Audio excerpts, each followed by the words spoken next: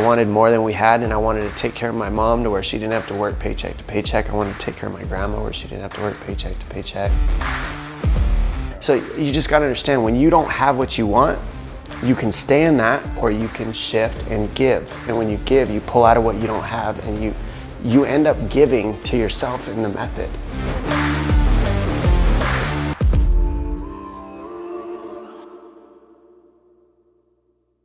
Hey, what's going on, everyone? Robert Drysdale here. I have the honor to be with one of my favorite fighters of all time, Mr. Dominick Cruz, former UFC champion, now commentator for the UFC. Dominick, thanks for having me, man. Good to be here.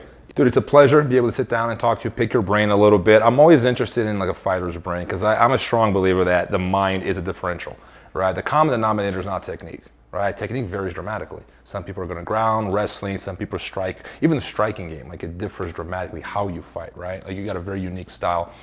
But to me, the common denominator, and I've been around fighters my whole life, both in Jiu-Jitsu and MMA, it's always like how they perceive fighting. Like how do they look at winning? Like what is it that motivates them? That's the common thread. Everything else is kind of like makeup. It's just like what's around it, and that can be different. But the core of winning, it never changes. So dude, right off the gate, like what motivates you, man? What gets you going? The core of winning. I think GSP said, why does he compete? Why did he do it for so long? It's like you're addicted to winning.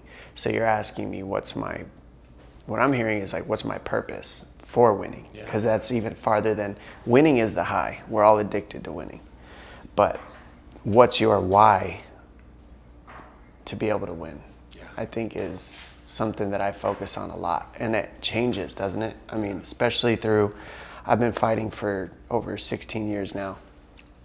I've been doing martial arts for about 20 years. I started wrestling when I was young. That's the first martial art I started.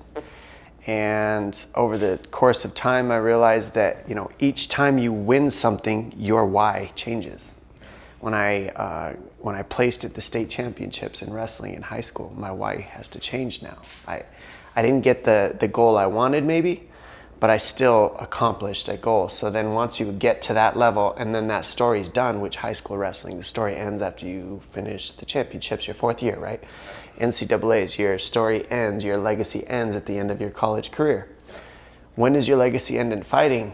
I mean, it ends when you choose to end it. It's not like a 4-year thing. So I noticed that what moved me to win in high school was different than what moved me to win early in my career. So let's start with high school then. Let's go through those phases of Dominick, because I'm interested to see, because a lot of people don't at the beginning, you get a lot of teenagers that are watching this right now, they want to relate to that. Like what is it, if they can pick something from your journey that might inspire them for theirs?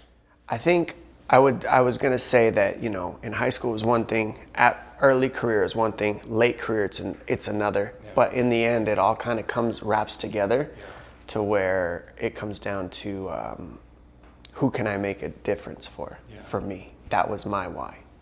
And you say, what do you mean? Like, what does that even mean? Because it's an individual sport.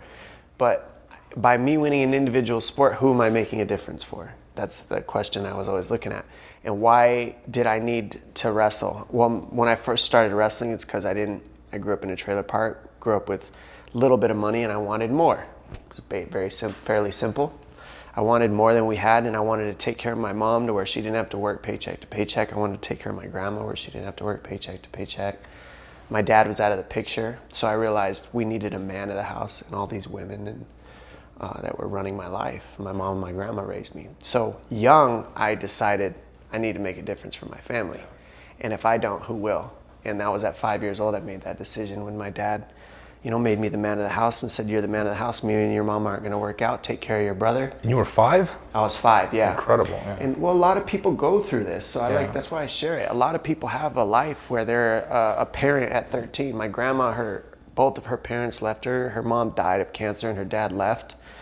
And my grandma raised her siblings on her own at 13. Wow. Like that type of living doesn't really exist so much anymore as it used to. But let me tackle that though. Something happened though there where you took a difficult situation and you use that, you turn it into something great, right? Because everyone's gonna be confronted with some kind of struggle, suffering, difficult situation in life. That's what life is. Life is about struggle, right? you can sink into a dark hole of depression. I can't do this.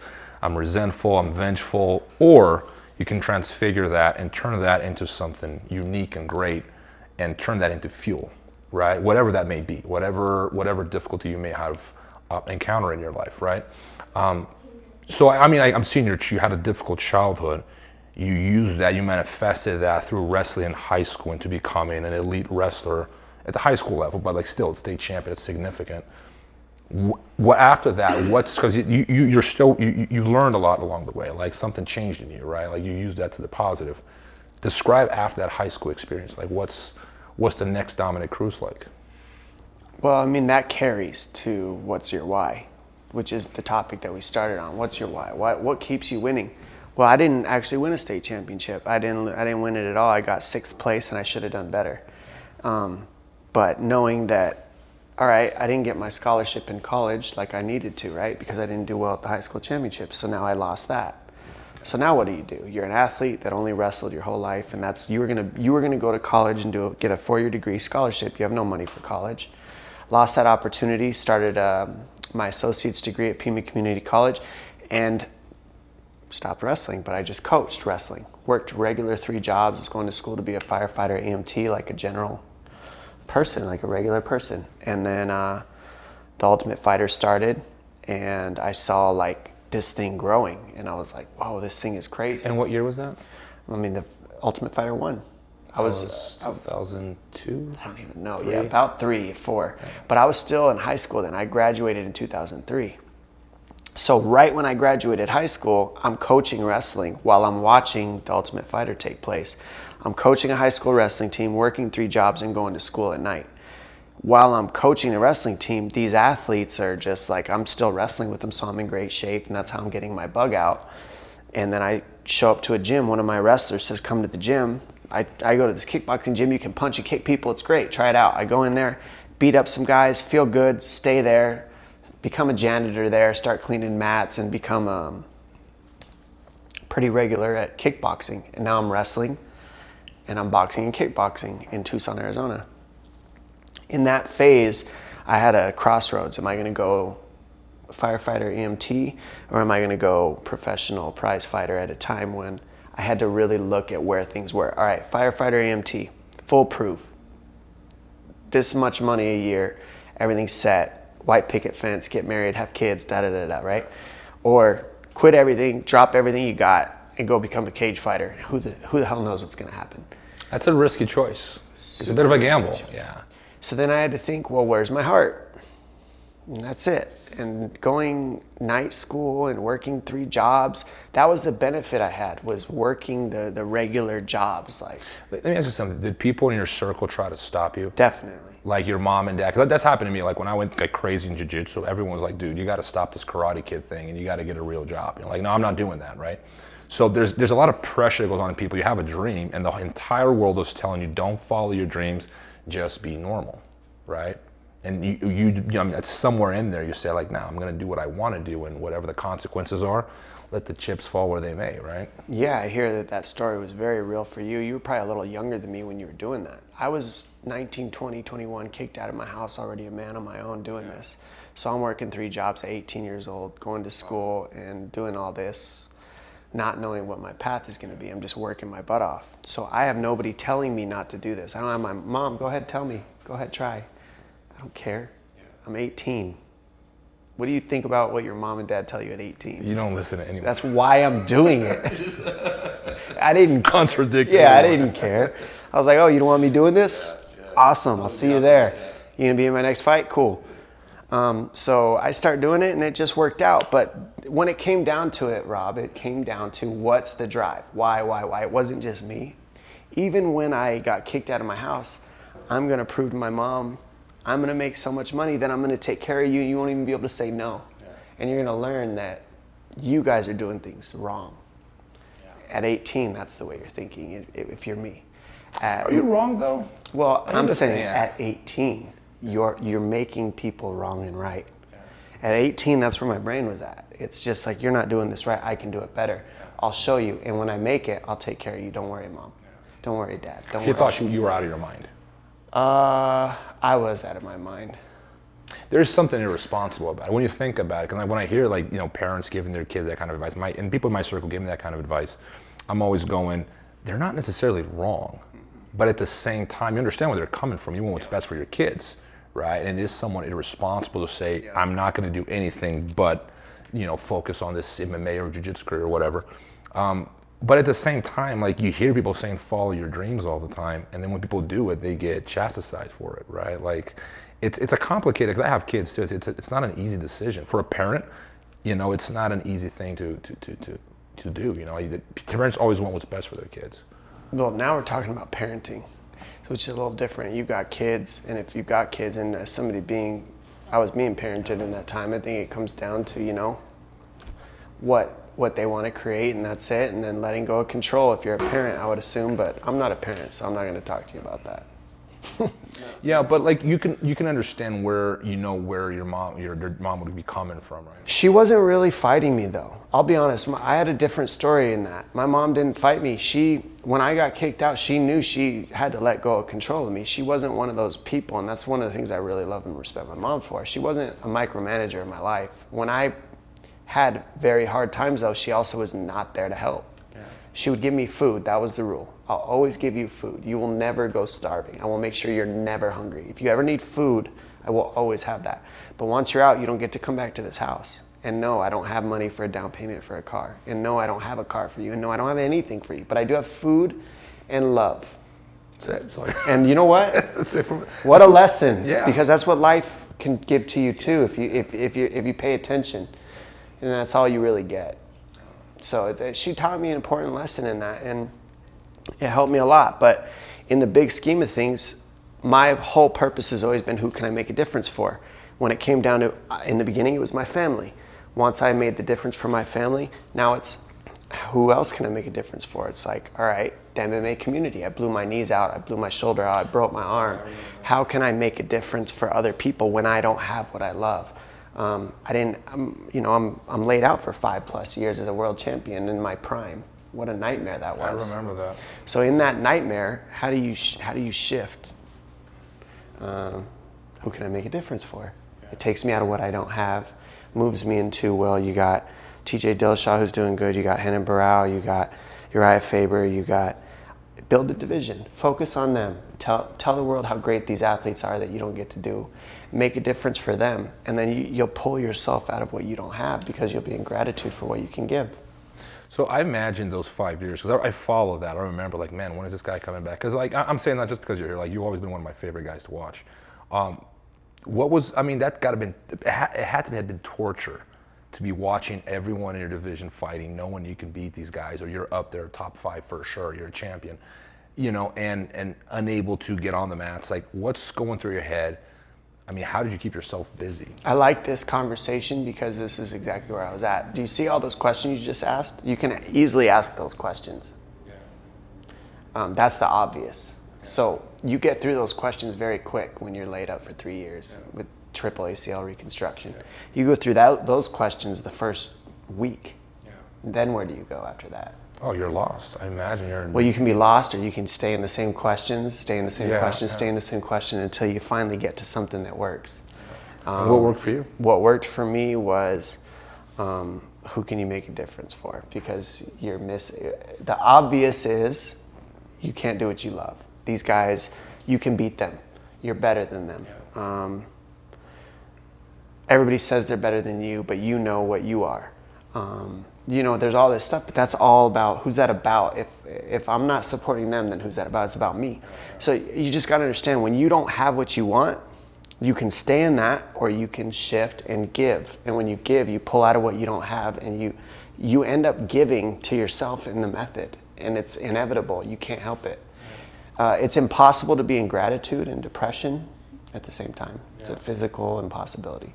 So how do you move to gratitude when you're in the dumps is the question. It takes a lot of strength to do that. It takes a lot of outward focus. You know, it's about we, not about me, is the premise that I try to stick to. And if it's about me, then I'm only involved. If it's about we, then I'm involved in we. Yep. If I give myself water, I've got water. If I give you all water, and I don't give myself water, can I get a drink of your water? Yeah. Yeah. I still get water. Yeah. But if I just get water myself, I only have enough for me. What happens to all you? You're all dying of thirst. And now you're mad at me, and now I'm separate. So it's like, you've got to give when you have less, if you want to move and create possibility. It's not about, people always get in the conversation, how am I supposed to give if I don't have anything? I got to worry about myself. I get that. You're right. You're not wrong. But is there a possibility you're here alone because you've already been thinking that way? So you're saying you found meaning through being able to give and share with people and bring a positive message and make more aware of the vision like that, because like you couldn't be you because you're laying in bed and you're recovering. Yes. But I mean, it's got to give you enjoyment to see your division flourish, because it was a fairly new division compared to other divisions, right? Yeah, that's got to be rewarded in some way, because that's never happened to me, so I wouldn't know. Like the worst I've had was like 3 months, out. Like that's the worst that's ever happened to me. But I was driving myself crazy. Like that's why I'm asking, like, how did you deal with that? Yeah, well, in 3 months you're not going to figure it out. It's not enough. It's not enough pain. Yeah. When you sit for 3 to 6 years of your prime, you figure these things out. You just do, and I have.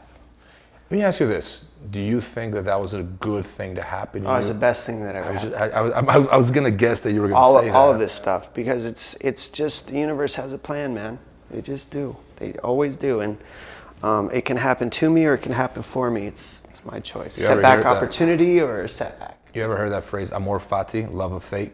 Mm-mm. It's whatever happens to you, you love it. Whatever life brings you, you learn how to love it, because you can't change it. Like if something like that happens, what are you gonna do? You embrace it. You love it. Like, this is my fate. I'm going to enjoy it. And if it's hurtful, it's only going to make me better. So it's like easy to say that, right? And then people go, shut up. But it's like, that's where I've moved again into, okay, how do I shift then? Yeah. Like, if that's so hard to get, like, yeah, just love it. Why can't we just love it? Yeah. Like, how do I get myself to love it? Yeah. That's the question that I'm in. And the only answer I could find is to make a difference for somebody else. There you go. That's it. It has to be about we. If you take a bucket of water and you pull it out of the ocean and you set it on the sand, just 10 feet from the ocean, what happens to that bucket of water? It can get mosquitoes, it can dry up, it can evaporate, it can get foam, it can get nasty, it can whatever. If I take that dirty water and pour it in the ocean, it becomes clean again. Yeah. If I pour it back in the ocean, I'm now one with everything, and so there's no more. We're good. Yeah. That dirty water is like a depressed person that's missing things. Just pour yourself back into we, and you'd be shocked what that can do. But we have a habit, speaking of myself, when we're depressed, we close out. Like I closed out. I just didn't want anybody. I got to separate from everybody, and that's what keeps it going. How long did that last? Man, that lasted till my second knee surgery. When was that, a year in, 2 years in? 2 year and a half. Like I fought the whole, I fought it, like you're saying. Oh, it's hard, it's painful, it takes a lot of courage. That I was in that whole thing, the first knee surgery. And then you blow it out again the second time, the same knee. And then that breaks you. That's when you go, okay, what the fuck am I supposed to be getting? What am I supposed to be understanding that I'm not getting right now? And then I'll get through it. Then you get through it. Then you blow your quad out. Your quad tears off your bone. And you think the universe hates you at this point? Yeah, because I'm preparing for Hen and Brow during this point. I'm preparing for my title fight to defend my title that I still have. Then I blow my quad off, and what do? They take my title from me. So now I have no title, I have no sponsors, I have no job. Girlfriend ran away, cats ran away. Everything hits you at once, And you're grateful for that now? Well, in the time, why is this? What's the inobvious about this? I look back and think about it. The obvious was that I was in hell. The inobvious was obviously what you're supposed to learn from it. And I was, That's all you can do. You can't. Yeah. You just got to go roll the punches. Yeah, I think that's one of my favorite things about martial arts is that like you draw these lessons from the mats, and they do apply for a lot of what you do in life. The only thing you can do is get back up and throw yourself out there again, right? So you're recovered, man. You went out there again. So this is a new Dominick Cruz. What was changed from the Dominick Cruz prior to knee surgery? like mentally? Because you have to come out of this like a different human being. This is gratitude. It's a mutation. Again, Gratitude. now you're in gratitude moving into your next fight after a 3-year layoff. You're no longer nervous. You're no longer scared. You have zero expectation. You have zero. Was it a relief to be that way? How do you feel? That was the most relieving fight I've had in my career. I haven't felt that way ever again. I haven't been able Your first fight after your I haven't been able hiatus. to recreate that feeling again, because That's amazing. I haven't been able to just against Mizugaki, because I just didn't even know if I could do it at that point. After so long and hearing so many people with so many injuries just doubt and say, no way, this guy's better. You do start to believe that after a while to an extent, but you don't keep it, but you do hear it. So this is a whole new Dominick Cruz. You walk out there. What's your why now? Like you are, dude. You're killing it, man. You had a very successful UFC career. You're a champion. You're commentating now. Is it still the same motivation? We'll see. When I came back from Mizugaki, I came back. I didn't think I could do it. I won, right? I beat him in a minute. Then I blow my right knee out. So I blew this one out twice, then blow my quad out. Then they take my belt. Then I'm out another 3 months after they blow my quad. Then I fight Mizugaki. I beat him. I get staph infection 3 weeks before that fight. Have to take something called Cipro, which weakens your tendons for up to 6 months after you take it. It's an antibiotic. The doctor didn't tell me this. I didn't read the label. It's my responsibility to read the label. Even though the doctor gave it to me, you trust in the doctor. Don't trust all doctors. They don't know everything. This is a quick story. So you go through and weakens my tendons. I'm throwing high kicks. I blow my knee out throwing high kicks. So now I got the third knee surgery coming up. I'm going to be out another year after I just beat Mizugaki. But what that did is it gave me hope that I'm still good. I can still do this. Mizugaki was top 5 and he was on a 6-fight winning streak and he finished all 6. And then I went in there and beat him in a minute. So I'm like, okay, I'm still here, right? I'm plenty good. I just need to get my body to work for me. When you came back, was your coordination off, your timing, like physically, how did you feel? Not just being out of shape, but like... For Mizugaki, I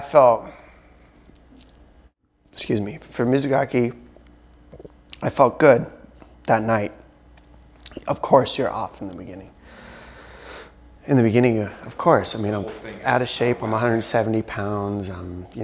My muscles are not strong. You're starting from scratch. You really are. But I still have the knowledge. So now I just got to rebuild.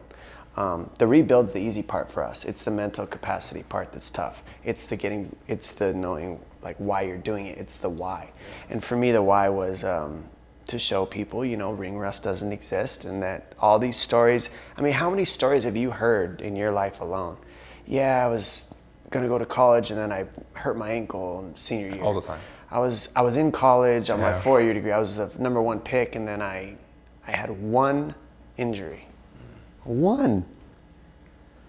I can't, like, the list of people that fail, that tell me they stopped after one injury is so long that it blows my mind. It's almost like, I mean, I'm not trying to, not targeting anyone. The situation's different, but it is kind of almost like a way out too, because, you're going to get injured. There's no way. I mean, you're a combat sport. Like, what are you expecting? I mean, I've had 2 surgeries. I feel like I'm lucky. I'm on the lower end. Like, I have friends that might have like 11 surgeries. I mean, you call yourself lucky, but can you look right? Yeah, no.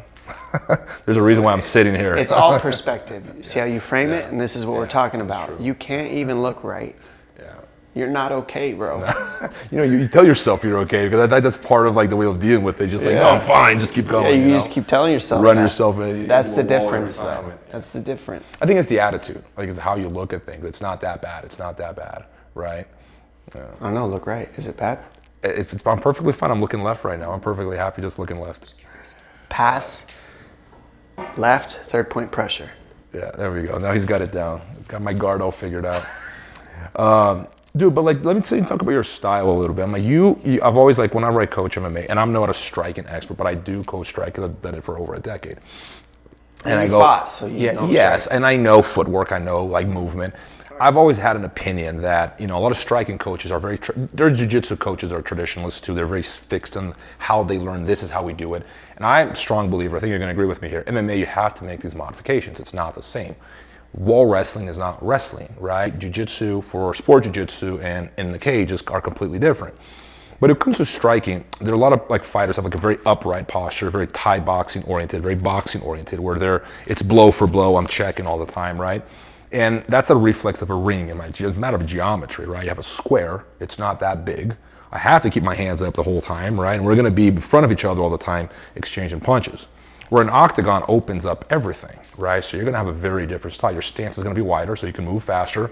Your hands don't have to be here all the time. It's more about how quickly can you move, and your head movement, your footwork become your number one defense, not this right here with big gloves, right? You have small gloves, this is not as efficient. I always say your first line of defense, your feet, your head movement, and then your hands up, right? You need all these three, but like the footwork is key.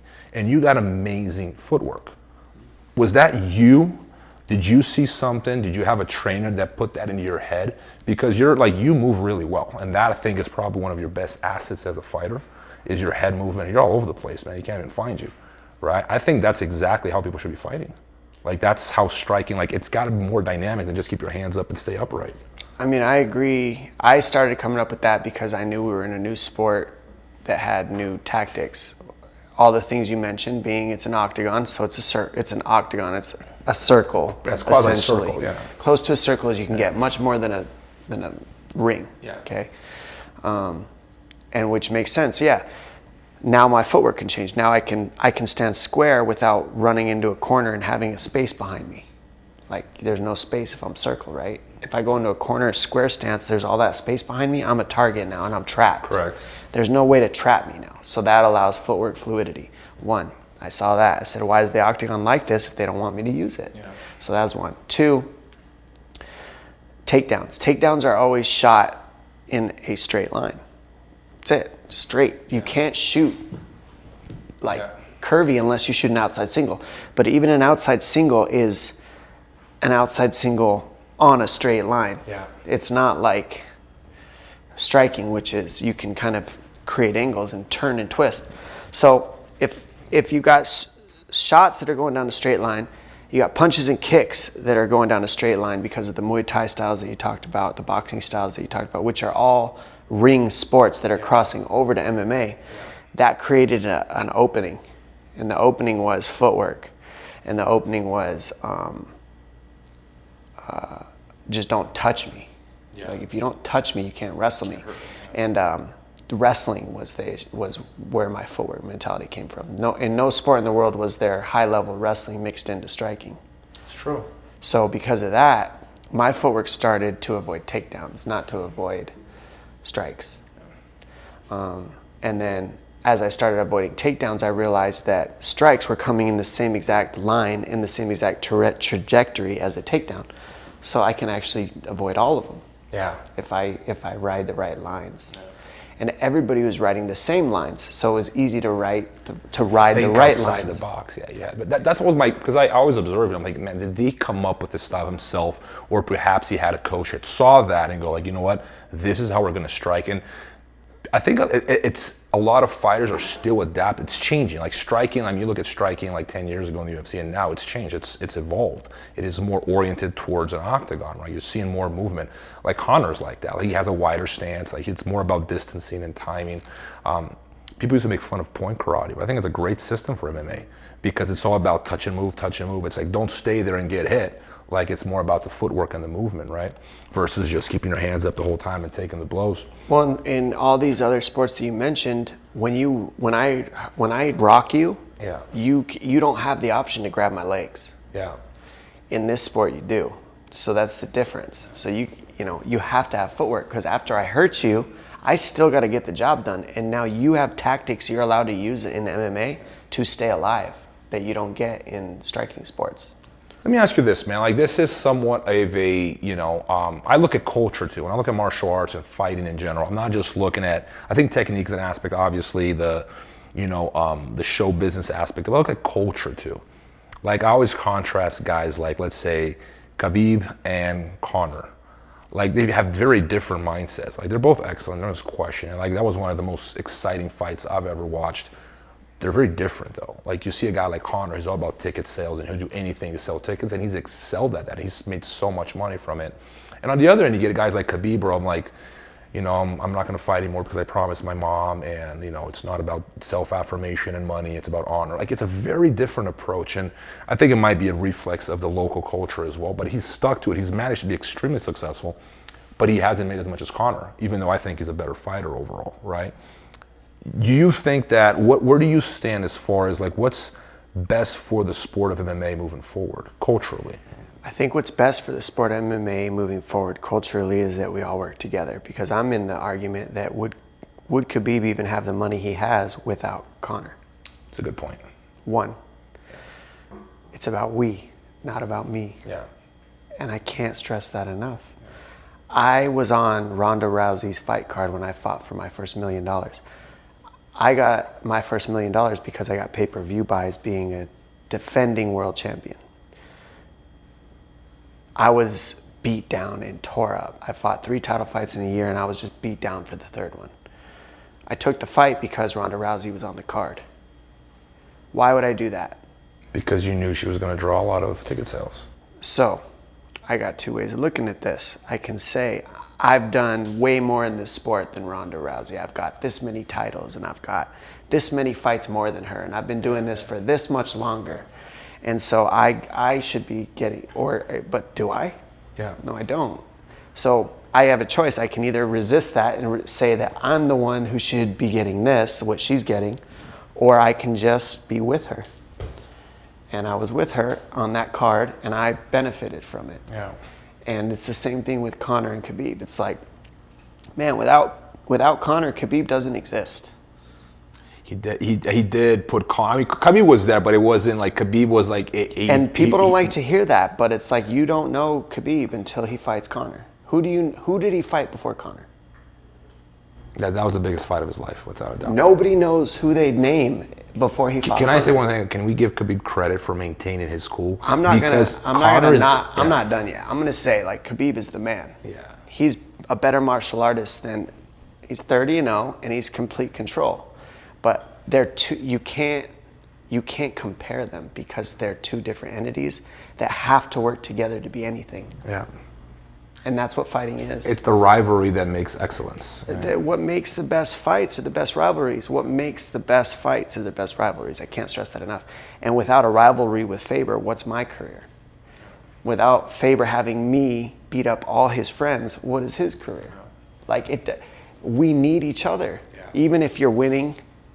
He may be an enemy, but he's kind of a friend too. Yeah, we're all teammates in this sport. And when I got that, I got out of my knee problems, I got out of my shoulder problems, I got out of my arm problems, I got out of my hand surgeries, I got out of what I didn't have. And I said, oh shit, we all need each other. We're all in the same pool. Yeah. And now we can all make money together. And then now I never have to compete with you again. Because even though you hate my guts, you're my teammate. So it's all good. Do what you will. I see what you're saying. Like, it's kind of like a love-hate relationship because you need them. They make you grow. It doesn't mean you don't want to beat the shit out of them, right? Like, it's kind of like that. I would say dynamic. You're exactly right. You can love somebody and still beat them up. You know, I look at it as accountability is love. Yeah. It really is. And I'm holding these fighters accountable for what they say they are on that night. And they either are or they aren't. And they're holding me accountable for what I say I am. So we're loving each other through accountability just in front of a stage with our hands and our feet. And we chose that way of holding accountability. It's amazing. Dominick, thank you so much, Thanks, man. You're the man. Thanks for having us. It was a pleasure. Good times. Yeah, man. Can't wait to train with you again. Me neither. Let's go.